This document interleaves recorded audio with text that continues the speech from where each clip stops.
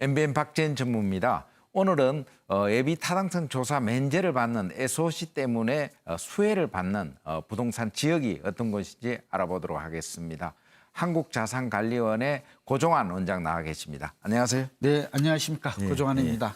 뭐 사실 얼마 전에 정부가 그 예타 면제 SOC 면제 받는 SOC를 뭐 대대적으로 발표를 했는데 부동산 시장 관점에서 좀 그 특징이 어떤지 한번 더 설명을 해주시죠. 네, 두 가지 특징을 꼽을 수 있을 것 같은데요. 첫 번째는 이런 SOC라든지 교통망 확충이 되면 이런 것들이 지역 경제 활성화에 특히 부동산 시장에 큰 영향을 줍니다. 이번에는 수도권보다는 아무래도 이제 지방의 방점이 집중이 좀 쏠려 있기 때문에 지방의 변화가 많을 것이다. 이런 것들을 예측 가능할 것 같고요. 또 구체적으로 부동산 시장에 주는 영향을 보면 지하철, 철도 같은 경우에는 15%에서 한 23%가량 그 정도. 가격을 상승시키는 긍정적 효과가 있죠.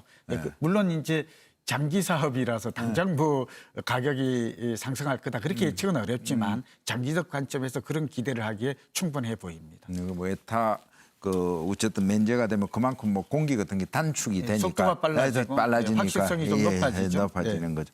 그러면 그 수도권은 이번에 좀 상당히 좀 소외감을 많이 느꼈는데 그래도 조금 이번에 예타 면제로 혜택을 보는 지역이 어떤 곳으로 그렇죠. 보세요? 이번에 뭐 매일경제신문을 보면 뭐 경기, 인천, 수도권의 역차별이다 부글부글 뭐 이런 제목도 써놨던데요. 뭐 저도 뭐 그럴 가능성이 있다고 보이고 그럼에도 불구하고 이제 수도권은 두 군데가 이번에 좀 주목할 만하죠. 첫 번째가 지하철 이제 도시철도 7호선 지금 도봉까지 연결돼 있죠. 이게 이제 양주 옥정을 지나서 포천까지 연결이 확정이 됐습니다.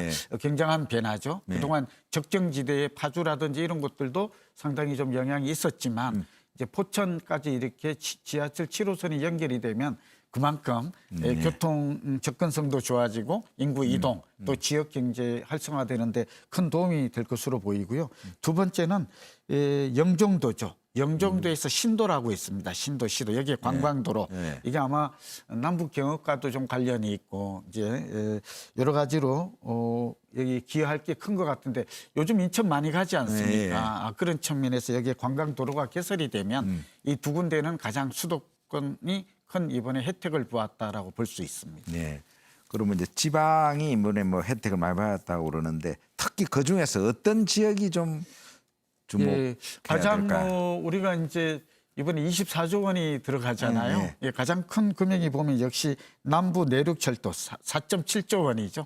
어마어마한 금액이 여기에 가장 많이 여기에 거제에서 김천까지 그렇게 되면 이제 뭐 저 고향도 진주인데 이제 진주나 이렇게 그동안 좀 서부 경남 지역에서 서울 오려면 굉장히 시간이 많이 걸렸잖아요. 뭐 마산도 지나야 되고 이랬었는데 이제는 직선 노선이 됨으로 해서 그만큼 교통 혜택이 커진다라고 볼 수가 있고 새만금을 또 꼽을 수 있을 것 같아요. 전북 지역에 여기에 이제 국제공항을 만든다는 것이죠. 새만금 두고 말이 많았었는데 아무래도 국제공항이 조성이 되면 새만금 지역의 관광뿐만 아니라 물류 여러 가지 개발 효과는 좀 급물살을 탈 가능성이 높을 것으로 보이고 그다음에 이제 충북이라든지 강원도도 수혜를 볼 것 같아요. 그러니까 강원도 같은 경우에는 남양주에서 춘천 제2경춘국도가 개설이 되거든요. 그 많이 막히는데. 지금도 이제 뭐 동계올림픽 그런 것 때문에 관광객이 늘어나고 있는데 이렇게 되면 훨씬 시간이 좀 단축이 될 가능성이 높을 것으로 보이고요. 뭐 너무 많아서 그런데 어쨌든 전남북해서 충북 또 경남 이런 지역들이 가장 큰 수혜를 보지 않을까 예상이 됩니다.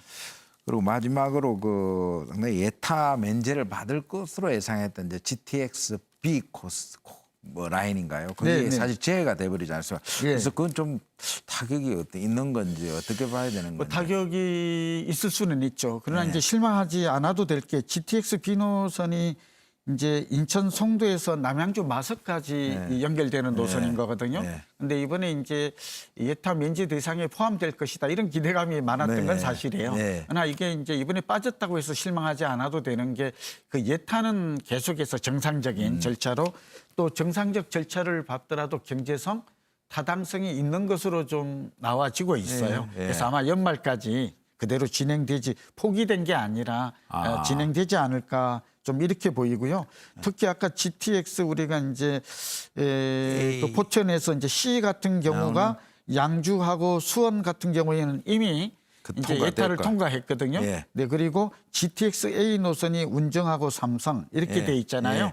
이렇게 본다면 오늘 수해 지역을 꼽는다면 저는 경기 북부 지역이 전반적으로 지금 비 같은 경우는 보류가 됐습니다만 통과되었을 때 주는 효과가 클 것이다 이렇게 봅니다. 또 하나가 우리가 신분당선 연장선 광교에서 호메시를 꼽을 수 있잖아요. 이것도 주민들이 지금 반발이 많아요. 그런데 이것도 완전히 빠진 게 아니라 이번에는 이제 수도권은 원칙적으로 이번에 예타 면제 대상 제외한 바람에 이렇게 된 것이고 제가 볼 때는 계속해서 연말까지 진행이 되지 않을까 좀 기대감은 높다라고 보입니다. 그리고 또 한 가지 우리가 GTX ABC가 앞으로 시차를 두고 이제 이번에 동시에 이렇게 착공하는 것은 아니지만 다 시간을 두고 진행될 가능성은 높아요. 지금 남양주 왕숙지구 같은 경우가 이제 조금 사람들이 이렇게 걱정이 하고 있는 이유가 뭐냐면 이게 안 되면 GTX C가 안 들어오면 이게 상기 신도시가 물 건너간 게 아니냐. 이거 해봐야 이게 이런 얘기가 많거든요. 근데 그런 걸 다 감안하면 정부가 발표한 내용, 그러니까 상기 신도시를 발표하면서 선 교통망 확충을 하겠다는 걸 미리 발표한 관점으로 본다면 아마 GTX ABC는 다 예타가 면제되거나 통과되거나 착공되거나 해서 앞으로 진행이 되지 않을까. 수도권 북부 지역 특히 물론 수도권 남부 지역 중에서도 좀 소외됐던 지역들이 일부 있죠. 용인이나 이런 지역들도 같이 수혜를 보지 않을까 예상됩니다. 지금까지 좋은 말씀 감사합니다. 네, 감사합니다. 지금까지 예타 면제 수혜를 받는 부동산에 대해서 알아봤습니다. 박재현의 경제노트였습니다.